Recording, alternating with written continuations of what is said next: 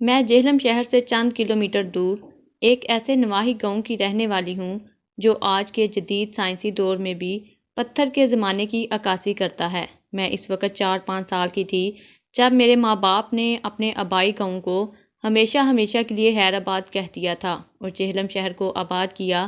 میں اپنے 3 بھائیوں کی اکلوتی اور سب سے چھوٹی بہن تھی۔ یہی وجہ تھی کہ والدین سمیت تینوں بھائیوں کا پیار بھی میرے حصے میں ہی آیا تھا۔ جہلم شہر آ کر ہم محلہ رشید آباد میں کرائے کے مکان میں رہنے لگے تھے۔ مجھے بھی بھائیوں کے ساتھ قریبی گورنمنٹ کے پرائمری اسکول میں داخل کروا دیا گیا تھا۔ میرے ابو ایک انتہائی محنتی انسان تھے۔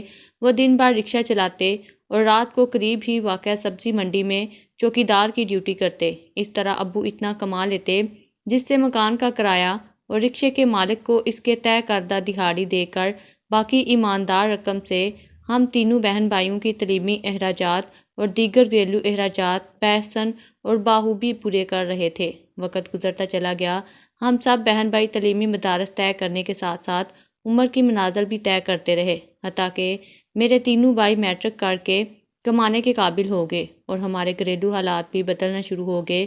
جلدی ہم اس قابل ہو گئے کہ ہم نے کشادہ 2 منزلہ گھر خرید لیا۔ اب گھر میں خوشحالی آ گئی تھی۔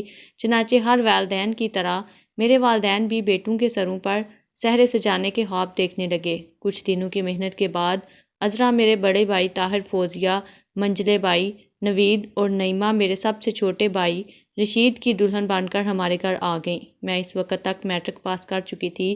ابھی امی ابو اور بھائی سمیت مجھے مزید تعلیم دلانے کا سوچ ہی رہے تھے کہ میرے لیے بھی ایک رشتہ آ گیا۔ رشتہ انتہائی موزوں اور اتنا اچھا تھا کہ سب گھر والے فوراً ہی راضی ہو گئے۔ عارف اپنے والدین کا اکلوتا بیٹا تھا اور ایک فرم میں اچھے عہدے پر فائز تھا۔ کھاتا پیتا گھرانہ تھا۔ ایک پوش علاقے میں بڑا سا کوٹھی نما گھر تھا۔ چنانچہ ضروری گفت و شنید کے بعد میری شادی عارف سے طے پا گئی اور کچھ ہی مہینوں کے بعد میں عارف کی دلہن بن کر اس بڑے گھر میں آ گئی۔ شادی کی پہلی رات جب میں نے حجلہ عروسی میں عارف کو دیکھا تو اپنی قسمت پر ناز کرنے لگی۔ عارف انتہائی وجیح شکل اور مردانہ وجاہت کا خوبصورت شاہکار تھے۔ میں اپنی قسمت پر ناز کرنے لگی۔ ہماری شادی کو تقریباً 1 ماہ سے زیادہ کا عرصہ ہو چلا تھا۔ ہمارا ہر دن عید اور ہر رات شب برات تھی۔ اس 1 ماہ کے دوران ہم شمالی علاقہ جات میں ہنی مون بھی منا چکے تھے۔ عارف جیسا ہینڈسم اور پیار کرنے والا شوہر پا کر میں اپنے آپ کو انتہائی خوش قسمت تصور کرتی تھی اور اپنے بخت پر ناز کرتی تھی، مگر خوشیوں کے لمحات کی عمر بہت ہی مختصر ہوا کرتی ہے۔ وہ شادی کا تیسرا مہینہ تھا جب میرے وجود میں عارف اور میری محبت کی نشانی کے آثار ظاہر ہونے لگے۔ میرے ساس سسر اور عارف کو پتہ چلا تو وہ خوشی سے ناچ اٹھے۔ خود میں بھی مارے خوشی کے ہواؤں میں پرواز کر رہی تھی۔ ساس سسر اور شوہر پہلے ہی مجھ پر جان چھڑکتے تھے اور اب تو وہ مجھے گھر کے ملکہ سمجھ کر میرے آگے پیچھے بچھ جاتے تھے۔ مجھے بیڈ سے پاؤں بھی نیچے اتارنے نہیں دیتے تھے۔ گھریلو ملازمین میں سے ایک ملازمہ صرف میرے لیے محسوس کر دی گئی تھی جو ہمہ وقت میری خدمت کے لیے کمر بستہ رہتی۔ وقت مقررہ پر میں نے ایک پیارے سے صحت مند بیٹے کو جنم دیا جس کا نام آصف محمود رکھا گیا۔ آصف کی پیدائش پر جی بھر کر خوشیاں منائی گئیں۔ پورے کوٹھے نما گھر میں چراغاں کیا گیا۔ جو ملازمہ میری خدمت کے لیے وقف کی گئی تھی اسے کپڑے، نقد رقم، سونے کی انگوٹھی بطور انعام دی گئی۔ ساتھ ہی اسے مستقل طور پر میرے اور آصف کے لیے وقف کر دیا گیا۔ انہی دنوں مجھے یوں محسوس ہونے لگا جیسے عارف چپ چپ اور الجھے ہوئے سے رہنے لگے ہیں۔ میں نے کئی بار پوچھنے کی کوشش کی مگر عارف نے ٹال دیا۔ میں نے بھی یہ سوچ کر زیادہ کریدنا مناسب نہ سمجھا کہ ہو سکتا ہے کام کی مصروفیات کی وجہ سے یہ ذہنی طور پر تھک جاتے ہیں۔ آصف 2 سال کا ہوا تو ہمارے آنگن میں ایک بار پھر بہار محور کساں تھی۔ اس بار ہماری ازدواجی خوشیوں کو دوبالا کرنے والی ننھی پری تھی جس کا نام شبانہ رکھا گیا۔ ہماری زندگی مکمل ہو گئی تھی۔ ایک بیٹا، ایک بیٹی۔ اب یہی 2 بچے ہماری زندگی کا محور تھے۔ میرے ساس سسر مجھ سے یوں والہانہ محبت کرتے تھے جیسے میں ان کی بہو نہیں بلکہ سگی بیٹی ہوں۔ ایک روز میرے سسر اور ساس اس وقت میرے کمرے میں آئے جب عارف گھر میں نہیں تھے۔ رضیہ بھی کسی ضروری کام کی وجہ سے چھٹی پر تھی۔ انہیں کمرے میں داخل ہوتے دیکھ کر میں بیڈ سے اٹھ کھڑی ہوئی، انہیں سلام کیا، بچے ان کے حوالے کیے۔ وہ انہیں لے کر پیار کرتے ہوئے قریبی صوفے پر بیٹھ گئے۔ کچھ دیر تک تو بچوں سے پیار کرتے رہے، پھر بڑے سنجیدہ لہجے میں میرے سسر مجھ سے مخاطب ہوئے، فاطمہ بیٹی، میں نے اور تمہاری ساس نے فیصلہ کیا ہے کہ تم نے ہمیں جو اتنا قیمتی تحفہ پوتے اور پوتی کی صورت میں دیا ہے، اس کے بدلے ہم بھی تمہیں انعام دیں۔ بابا، آپ کی دعائیں اور پیار میرے لیے انعام سے بڑھ کر ہیں۔ ہماری دعائیں تو تمہارے ساتھ رہیں گی، مگر ہم نے انتہائی سوچ سمجھ کر ایک فیصلہ کیا ہے۔ جس طرح والدین کی اولین خواہش ہوتی ہے کہ ان کی بیٹی کا آنے والا وقت ہمیشہ تابناک اور پائیداری کا ضامن رہے، بیٹا ہم چاہتے ہیں کہ تمہیں معاشی لحاظ سے اتنا مضبوط بنا دیں کہ آنے والے وقت میں تمہیں کسی کا محتاج نہ ہونا پڑے، حتیٰ کہ اپنے شوہر کا بھی نہیں۔ میرے سسر انتہائی سنجیدہ تھے۔ میں ہوا نہ بنی کچھ نہ سمجھنے کے انداز میں انہیں دیکھ رہی تھی۔ بیٹی، بیشتر اس کے کہ میں اپنی بات کی وضاحت کروں، پہلے تم سے حلف اور وعدہ لینا چاہتا ہوں کہ تم یہ سب کچھ اپنے سینے میں دفن رکھو گی اور کسی کو بھی نہیں بتاؤ گی، حتیٰ کہ عارف کو بھی ان باتوں کا علم نہیں ہونا چاہیے۔ میں نے ان سے وعدہ کیا، تب انہوں نے کہا کہ وہ اپنی ساری جائیداد، اپنا سب کچھ میرے نام کرنا چاہتے ہیں، اس شرط پر کہ یہ جائیداد اور بینک بیلنس وغیرہ کسی صورت میں بھی میں اپنے شوہر عارف کے نام نہیں کروں گی۔ میں تو مزید الجھ کر رہ گئی۔ عارف ان کا بیٹا ہے، میرا شوہر ہے، میرے بچوں کا باپ ہے، پھر کیا وجہ تھی کہ وہ اپنی جائیداد، اپنا بینک بیلنس، اپنا سب کچھ میرے نام کر دینا چاہتے ہیں؟ میں نے ان سے کافی پوچھا بھی، مگر انہوں نے ایک ہی جملہ کہہ کر مزید کچھ کہنے سے روک دیا کہ وہ وقت آنے پر خود ہی سب کچھ بتا دیں گے۔ اگلے روز ہی انہوں نے کچہری اور متعلقہ دفاتر میں جا کر سب کچھ میرے نام کر دیا۔ ازدواجی زندگی کے 5 سال تو میری زندگی کے یادگار سال تھے۔ میرے شوہر کی سرد مہری مجھ پر قیامت ڈھا رہی تھی۔ میں نے بارہا ان سے پیار سے بھی سرد مہری کا سبب جاننا چاہا، مگر وہ ہر بار مجھے ٹال دیتے۔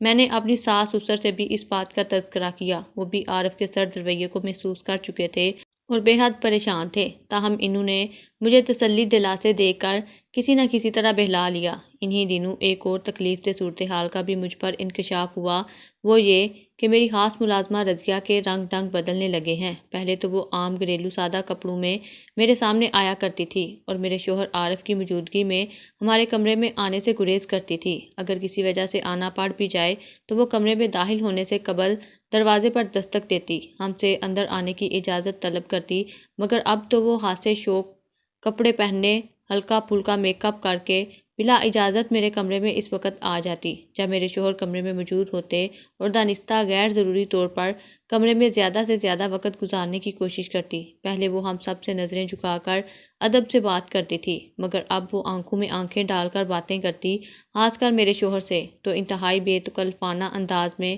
مسکرا کر باتیں کرتی۔ میں اپنی سادہ لوہی کے سبب یہی سمجھتی رہی کہ جس طرح کسی کم ظرف کو ضرورت سے زیادہ اہمیت اور اختیار دے دیا جائے تو وہ آپے سے باہر ہو کر اونچی حرکتیں کرنا شروع کر دیتی ہے، اسی طرح میرے ساس سسر اور خود میری طرف سے ضرورت سے زیادہ اہمیت دی جانے کی وجہ سے یہ اتنی بے باک ہو گئی ہے۔ میرے تو وہم و گمان میں بھی نہیں تھا کہ رضیہ آستین کا سانپ ثابت ہوگی جو اسی تھالی میں چھید کرے گی جس میں وہ اب تک کھاتی رہی ہے۔ حالانکہ میرے ساس سسر نے اشارتاً کئی بار مجھ سے کہا بھی کہ میں رضیہ سے اس حد تک بے تکلفی سے پیش نہ آؤں کہ وہ مالکن اور ملازمہ کا فرق ہی بھول جائے، مگر میرے ذہن میں تو دور دور تک بھی ایسا گمان نہیں تھا کہ رضیہ کوئی ایسا گل کھلائے گی کہ میری ہستی مسکراتی ازدواجی زندگی میں زہر گھول دے گی۔ احساس تو مجھے اس روز ہوا جب میں نے ایک روز رضیہ کو عارف کی باہوں میں دیکھ لیا۔ اس روز میرے میکے میں کوئی فنکشن تھا جس میں ہم سب مدعو تھے۔ عارف کی فرم میں کوئی آڈٹ ہو رہا تھا جس کی وجہ سے انہیں چھٹی نہیں مل سکتی تھی۔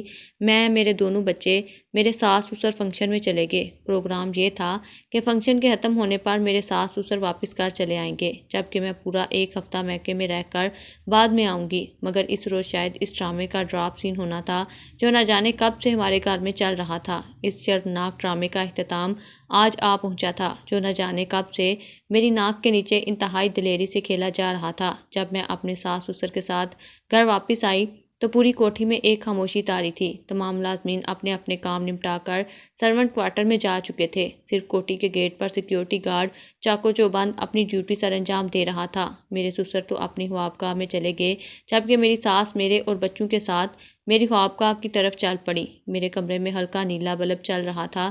کمرے کا دروازہ کھلا ہوا تھا۔ میں نے اس ڈر سے کہ میرے شوہر ڈسٹرب نہ ہوں نہایت آہستگی سے دروازہ کھولا، اور جیسے ہی میں اور میری ساس ہمارے کمرے میں داخل ہوئیں، نیلی روشنی میں اور میری ساس نے وہ شرمناک منظر دیکھ لیا جسے دیکھ کر میرے منہ سے بے ساختہ ایک چیخ نکل گئی۔ رضیہ اور میرا شوہر عارف ایک دوسرے کے بازو میں لپٹے ہوئے تھے۔ میری چیز سے تو جیسے میرے کمرے میں بم پھٹ گیا اور وہ دونوں ہڑبڑا کر اپنا آپ سنبھالتے ہوئے اٹھ کھڑے ہوئے۔ میری ساس نے آگے بڑھ کر سوئچ آن کر دیا۔ پورا کمرہ تیز روشنی میں نہا گیا۔ رضیہ سر جھکائے کھڑی تھی جبکہ عارف انتہائی دیدہ دلیری سے کھڑا تھا۔ تم نے تو ایک ہفتے بعد آنا تھا نا، لٹائی سے مجھ سے کہنے لگا۔ میں مارے صدمے کے بالکل خاموش ہو کر رہ گئی تھی۔ میری آنکھوں سے آنسو بہہ رہے تھے۔ وہ ابو کا شیش محل یوں کرچی کرچی ہو جائے تو انسان کا دل تو کیا روح بھی ان کرچیوں سے لہو لہان ہو جایا کرتی ہے۔ کتنا مان تھا مجھے اپنے شوہر پر، کتنا فخر اور اعتبار کیا کرتی تھی میں عارف پر۔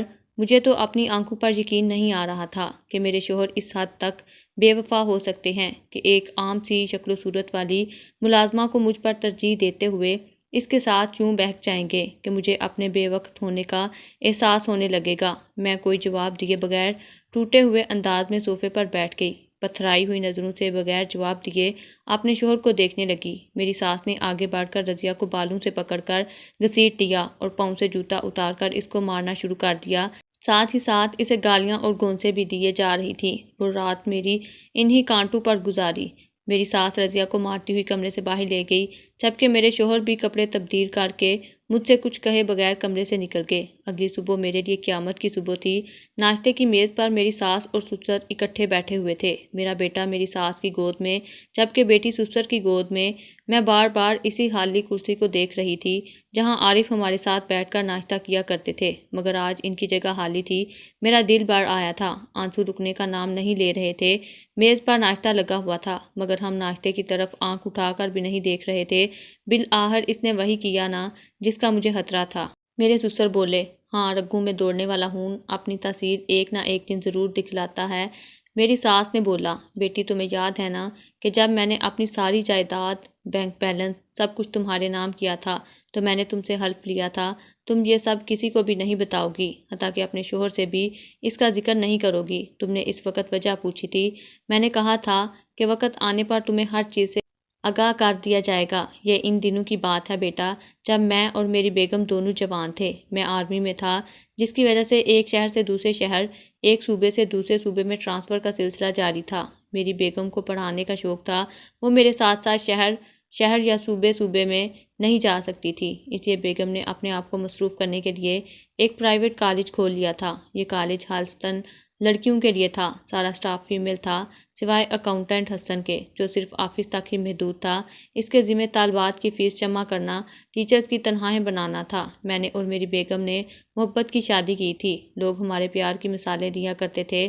ہمیں اللہ پاک نے ہر قسم کی دنیاوی نعمتوں سے نوازا ہوا تھا سوائے اولاد کی نعمت کی۔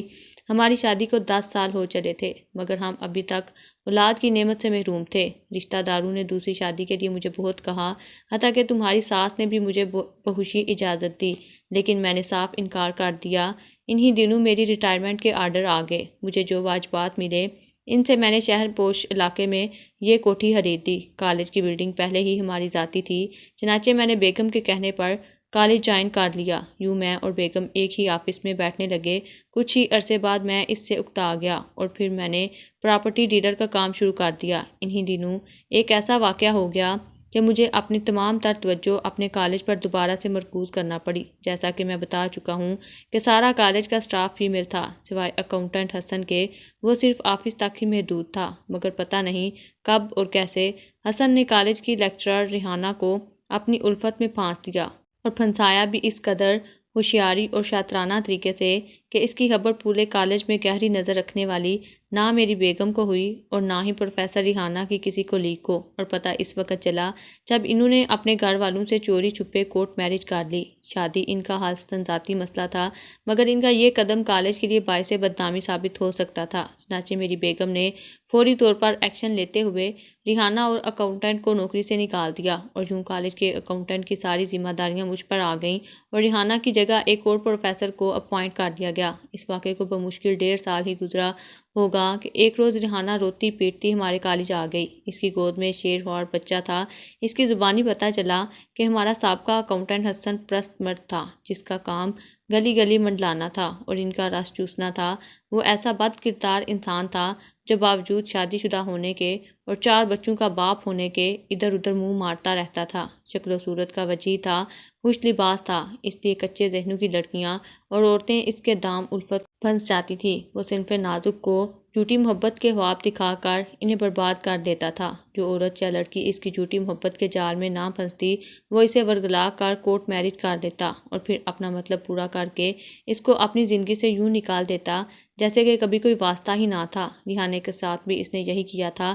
ریحانہ غریب گھرانے سے تعلق رکھتی تھی۔ اس نے میری بیگم کے نوٹس میں لائے بغیر اسے مختلف احسانات کے بوجھ تلے یوں دبا لیا کہ وہ اسے اپنا غم گسار سمجھ کر اپنے تمام گھریلو معاملات اس کو بتانے لگی۔ یہ قربت اور ہمدردی رفتہ رفتہ محبت میں ڈال گئی، جو بالآخر کورٹ میرج پر جا کر ختم ہوئی۔ شادی کے 1 سال بعد اللہ نے اسے بیٹا عطا کیا اور اس کے ساتھ ہی اس کی ازدواجی زندگی کی بہار پر بھی موسم خزاں نے رفتہ رفتہ چھانا شروع کر دیا۔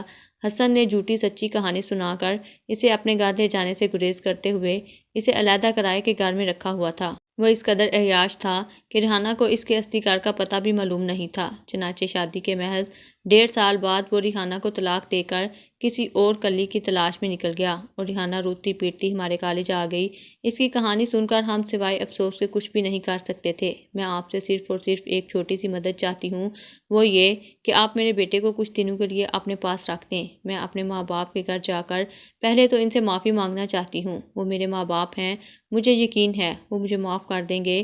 اس کے بعد میں اپنے بیٹے کو ان کے پاس لے جاؤں گی اور اسے اپنے ماں باپ کے پاس چھوڑ کر حسن کی تلاش میں نکلوں گی، اور جس روز وہ مجھے مل گیا اسے اپنے ہاتھوں سے ایسا سبق سکھاؤں گی کہ وہ دوبارہ کسی عورت کو دھوکہ دینے کے قابل نہیں رہے گا۔ ہم جانتے تھے کہ وہ یہ سب کچھ جذباتی فیصلے کے طور پر کر رہی ہے۔ عملی طور پر وہ مردوں کے اس معاشرے میں حسن کا بال بھی بیکار نہیں کر سکتی۔ خیر، ہم نے صوفے پر سوئے ہوئے ریحانہ کے شیرخوار بیٹے کو دیکھا، جو ماں پر پڑنے والی مصیبت سے بے خبر انگوٹھا منہ میں لیے بے خبر گہری نیند سو رہا تھا۔ اس کے چہرے پر فرشتوں کی سی معصومیت تھی، اب کھلے ہونٹ مسکرا رہے تھے۔ میں نے اپنی بیگم کی طرف دیکھا جو بڑی وارفتگی سے بچے کو دیکھ رہی تھی۔ ہماری شادی کو اب تک 11-12 سال سے زائد بیت چکے تھے، مگر ہمارے آنگن میں ابھی تک کوئی پھول نہیں کھلا تھا۔ مگر اس روز جب ہم نے ریحانہ کے شیرخوار بیٹے کو دیکھا تو ہمیں یوں لگا کہ جیسے اس بچے کی رگوں میں ہمارا ہی خون دوڑ رہا ہے۔ یہ بچہ میرا اور میری بیگم کا اپنا بچہ ہے۔ میں نے اپنی بیگم کی طرف دیکھا جو بڑی ترسی نظروں سے میری طرف دیکھ رہی تھی کہ جیسے اس بچے کو سینے سے لگانے اور اپنے پاس چند دنوں کے لیے ہی صحیح رکھنے کی اجازت طلب کر رہی ہو۔ میرا سر ہاں میں ہلتے ہی وہ تیزی سے آگے بڑھی اور دیوانہ وار بچے کو اٹھا کر سینے سے لگا کر اسے بوسے دینے لگی۔ ٹیچر ریحانہ کے لیے گویا یہ اشارہ تھا کہ ہم نے اس کے بیٹے کو قبول کر لیا ہے۔ اس نے وہ بیگ جس میں بچے کی چیزیں تھیں، مثلاً فیڈر، دودھ کا ڈبہ وغیرہ، ہمارے حوالے کیا اور بچے کو لے کر ہم نے اپنے سینے سے لگا کر بھرپور بوسے دیے۔ چند لمحے اس نے اپنے بیٹے کو بڑی حسرت سے دیکھا، جیسے آنکھوں کے راستے دل میں اتار رہی ہو۔ بیٹے کو میری بیگم کو تھمایا اور روتی ہوئی آفس سے باہر نکل گئی۔ بعد میں ہمیں یہ خبر مل گئی کہ ریحانہ نے خودکشی کر دی ہے۔ یوں وہ شیرخوار بچہ جسے اس دنیا میں آئے ابھی کچھ ہی ماہ ہوئے تھے، اپنے ماں باپ دونوں سے محروم ہو گیا۔ ہم نے اس دن بن ماں باپ کے بچے کو مستقل طور پر اڈاپٹ کر لیا، اسے اپنا نام دیا۔ ماں باپ کے گھر میں اس کا نام نہ جانے کیا تھا، مگر ہمارے گھر میں وہ عارف بن کر پرورش پانے لگا۔ والدین کے خانے میں ہم نے اپنا نام لکھوا دیا۔ یوں وہ بچہ ایک نئے نام، ایک نئی والدیت کے ساتھ پرورش پانے لگا۔ ہماری زندگی میں اولاد کی کمی کا جو وسیع خلا پیدا ہو چکا تھا، وہ اب مکمل طور پر پر ہو گیا تھا۔ ہم عارف کو اپنا حقیقی اور سگا بیٹا مان کر اپنی تمام تر شفقتیں اور محبتیں اور پیار اس پر نچھاور کرنے کے ساتھ ساتھ اس کی تعلیم و تربیت پر بھی بھرپور توجہ دے رہے تھے۔ عارف بھی ہمیں اپنا حقیقی ماں باپ سمجھتا تھا۔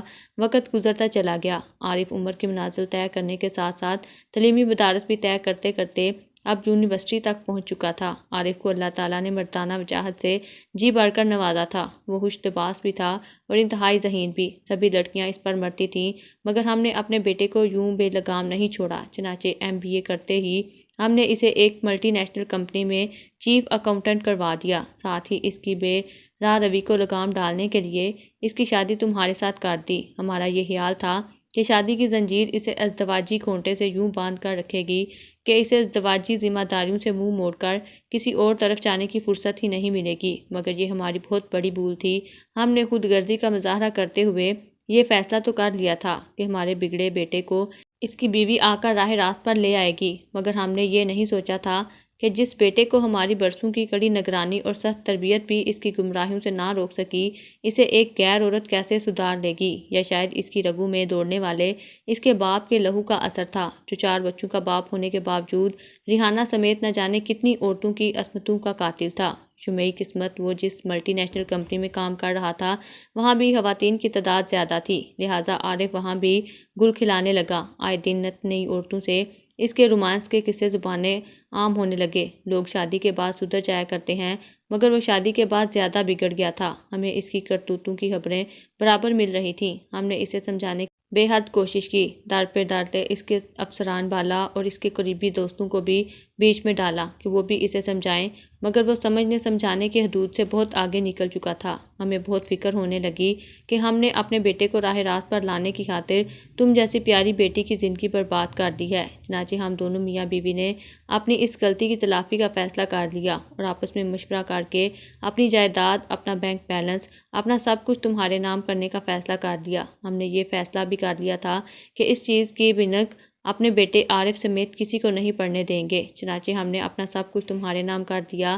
اس کے افیئرز آفس کی لڑکیوں کے ساتھ ساتھ اور بھی کئی عورتوں کے ساتھ چل رہے تھے۔ اس کے قدم اس حد تک بڑھ چکے تھے کہ اس کی میلی نظریں اب گھر کی ملازماؤں پر بھی اٹھنے لگی تھیں۔ باقی ملازماؤں تو اس سے دامن بچاتی رہیں، مگر تمہاری ذاتی ملازمہ رضیہ اس کے بھرپور حوصلہ افزائی کرتی رہی اور بدلے میں عارف سے پیسے اور دیگر تحائف بٹورتی رہی اور اس کے اشاروں پر ناچتی رہی۔ ہم اس صورتحال سے نمٹنے کی کوئی ترکیب سوچ رہے تھے کہ کسی طریقے سے یہ مسئلہ یوں نمٹ جائے، سانپ بھی مر جائے اور لاٹھی بھی نہ ٹوٹے، یعنی عارف کی یہ گھناؤنی حرکت کا کسی کو پتہ بھی نہ چلے اور یہ سلسلہ بھی ختم ہو جائے کہ کل رات اچانک وہ سب کچھ ہو گیا جس کا ہمیں ڈر تھا۔ تم اور تمہاری ساس کے سامنے جب وہ شرمناک حالت میں بے نقاب ہوئے تو دونوں نے گھر چھوڑ دیا اور نہ جانے کہاں چلے گئے۔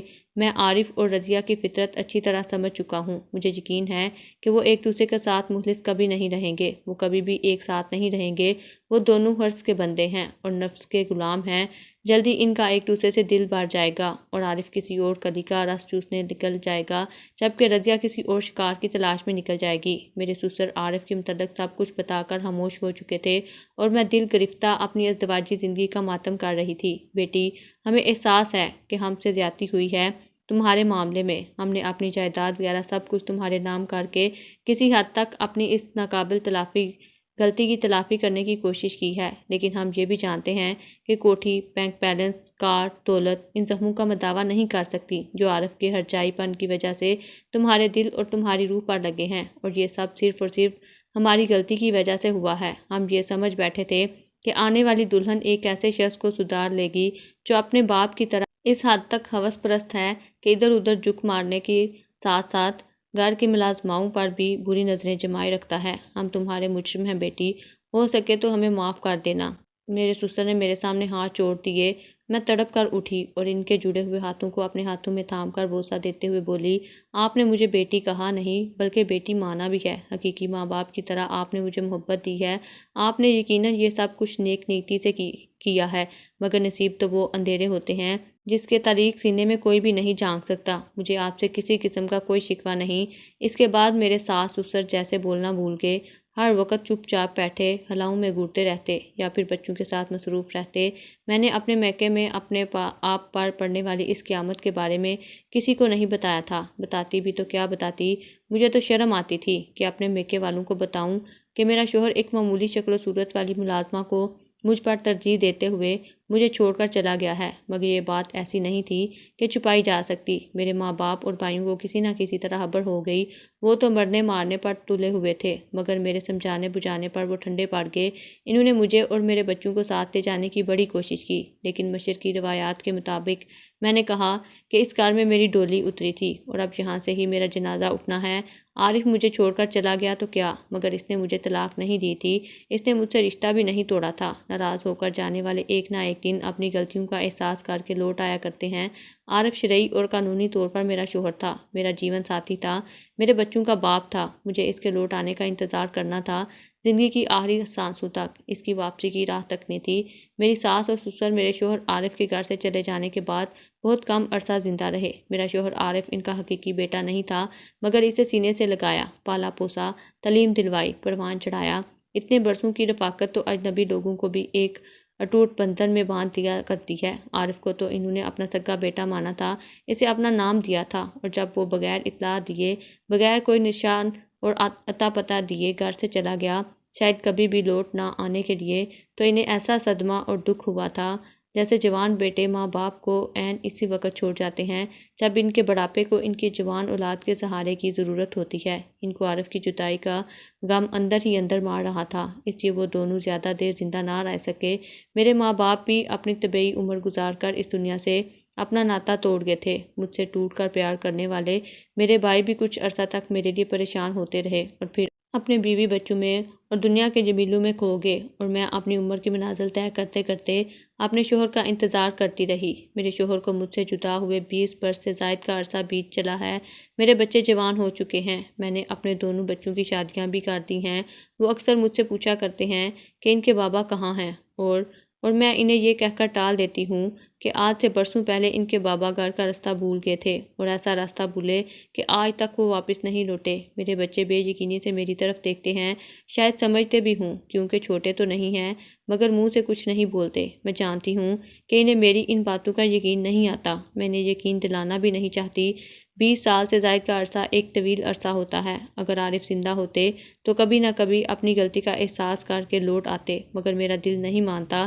میرا وجدان کہتا ہے کہ شاید ملازمہ کے ساتھ قابل اعتراض حالت میں پکڑے جانے پر احساس ندامت انہیں واپس نہیں آنے دے رہا۔